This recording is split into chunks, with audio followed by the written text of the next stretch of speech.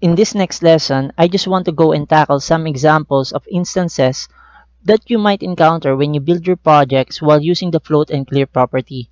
In the previous lessons and examples, we had an element that used a float property and we applied the clear property to an element that doesn't have a declared float property, as we have seen here in our paragraph here and the image.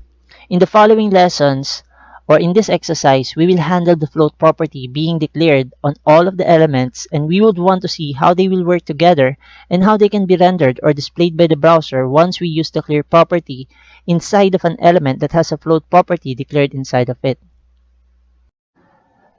Now that we're more familiar with some of the uses of the float property and how this is actually done, the process of putting some images besides text, I'm going to go and continue with our example 3, so at least you'll have some more idea on how the float property works. So let me just go and go to our code editor here and then go down.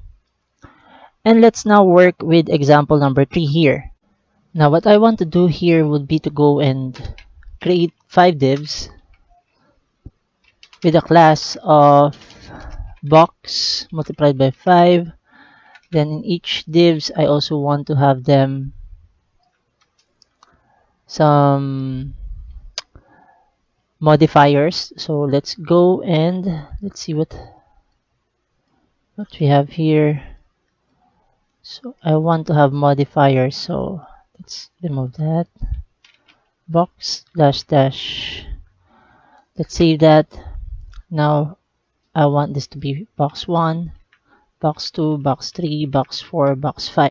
Now inside of the boxes, I would want to have some text. So let's have box 1,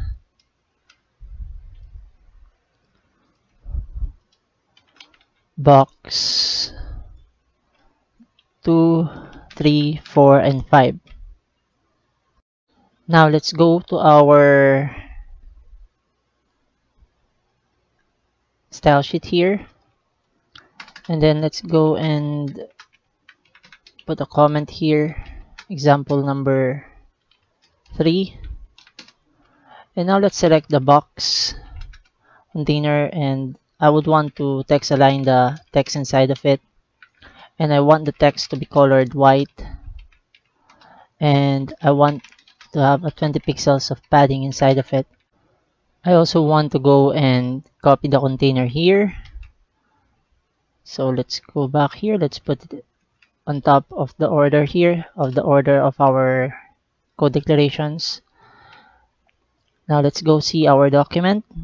Let's refresh. So we can see that we have box 1, box 2, box 3, box 4, box 5 here, but the container is not being read because in our HTML it's container 3. So let's go and refresh. So we don't see the text for now. So let's put some styling for each of the div boxes that we've made. So we have box 1, box 2, box 3, box 4, box 5, right? So let's 2, 3, 4, 5, and for box 1, I would want to use background color green. Let's see how that will look like on our page. So we have a box 1 occupying the full width of the parent container.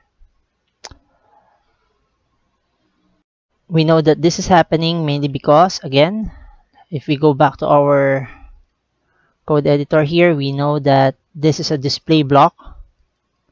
Okay, I'm hoping you remember that the default value for the display value of the div element here is block. So let's go back to our code editor here, and then let's give some background colors for our boxes here. So this we don't need to go and type it anymore. But of course, let's have a bit of a distinguishment with the colors. So let's have blue. Let's have hot pink. Let's have fire brick here. So at least we can see that each of the boxes will have a different color. Okay, so we have box 1, box 2, box 3, box 4, and box 5. Now what I want to do here is to make them squares. So what we can do here is to go to our code editor and select the general selector here that we've made and give this a height of 100 pixels and a width of 100 pixels. Now let's see what will be the display on our screen here. So we now have our boxes in a vertical manner from box 1, box 2, box 3, box 4, and box 5. Now let's try to go and play around with this so at least we would see how the float property will work. This will be quite useful, especially if we would want to go and use the float property for creating galleries, and you would want to set some images that will be sitting beside one another. So here I will be giving this an opacity, a little bit of opacity, so at least we will see that box 2 is now behind box 1. And if I go back to our code editor here and give this a margin of left 25 pixels, let's see what will happen. You would see that box 1 is on top of box 2. And if we give box 2 a property of float left, the same location, which is the left side, let's see what will happen. You would see that it went to the right side of the box 1, but it's still positioned on the left side of the parent container. Okay, so if I go and push box 1 here and give it a value of right, okay, let's see what will happen. So we're just playing around here, guys, so at least you'll have an idea. So we have box 1 here on the right side of the container and box 2 on the left side of the container. And if I go and give a value of left to our box 3, let's see what will happen. Float left. And now we have box 3 here. Okay, so it's floating on the left side of the parent container. And box 4 is below, is still on top of it. It still has the box 2 here. And if I go give this a value of margin left 25 pixels, we will see that the box 2 here is actually on top of the box 4. And as we've discussed before, the text here is not going underneath the box that is floated. That's why it's here. Okay, so at least you're getting that idea. And we are able to change how the default value on how they are displayed by the browser once we give the property value of float. And one key thing to remember here, that our column here now, they will be working together if we go and give them a value of box left, all of them. So let's go and try to see how will that work. So let me go and remove this. Let's just comment them out. Okay, so at least once you download this, you would see the things that we did without us erasing or changing our code here, and you'll have some reference. And what I want to do here is float left, selecting all of the boxes. Let's see what will happen. Now you would see box 1, box 2, box 3, box 4, box 5 is now all on the left side of the parent container. Okay, so what you can do here actually, guys, if you want, you can create let's say margin 20 pixels just for you to see and what will happen. So you would now have here a set of boxes from where you can put an image, or let's say a navigation, or let's say some buttons. So this is very useful, especially if you would want to go and lay out some boxes inside of your website. Now, if I give all of them a value of, so let me just comment this out, not the margin. Let's see what will, let's keep that. And let's give it a value of float right. Let's see what will happen. So we can see that the box 1 is the first box on the left side, then it followed the document flow. So they are still following the document flow, right? Based from how we wrote our code inside of our Visual Code Editor. So if we go and refresh this, now you would see that they will be reversed once we give the float property of right. Now the box 1 is still on the, based from the document flow, we have box 1 as the first one that we declared inside of our HTML document, and that's why it's here. It's following the document flow. So we have box 1, box 2, box 3, box 4, and box 5. I'm hoping you're getting the idea on how you can go and reverse the order of the flow of the elements that we have here based from the document flow. So we actually reversed it when we gave it a value of right, float right. Now we started with the box 1 on the right side, then following the document flow. And when we gave it a value of left, we actually followed the document flow. We still started with the box 1, then followed by the document flow from our code in our HTML document. So one other thing that I want to show you here, guys, and explain will be, let me just remove the margin. On using the clear property, and at the same time, guys, one keynote that you would see here, especially when it comes to responsiveness, is that once we go and see our document here, and when the size of the screen decreases, you would see that it's moving down based from the flow of the device screen, but it's still following the document flow, right, guys? So you would see that box 4 is moving down here. Okay, so we have box 1, box 2, box 3, box 4, box 5, and if we go and give this a float right, let's see what will happen. Refresh. Now we have them still the same way. Box 1, box 2, box 3, box 4.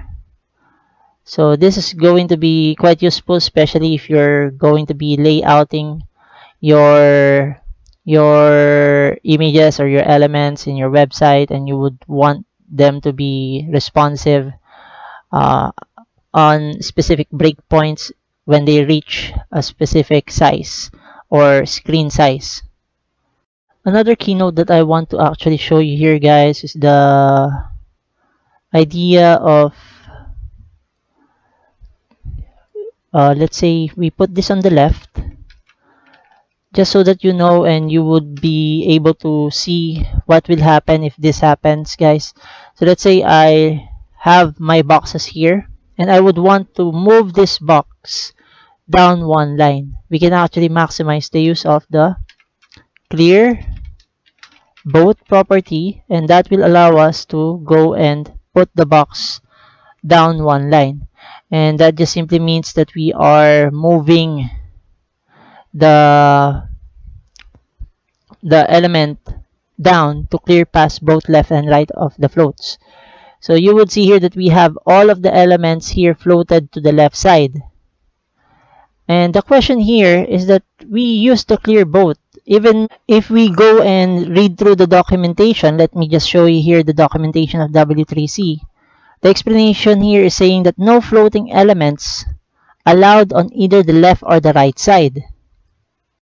And if we go to Mozilla developer website, or the mozilla.org developers website, we also have here is a keyword indicating that the element is moved down to clear past both left and right floats.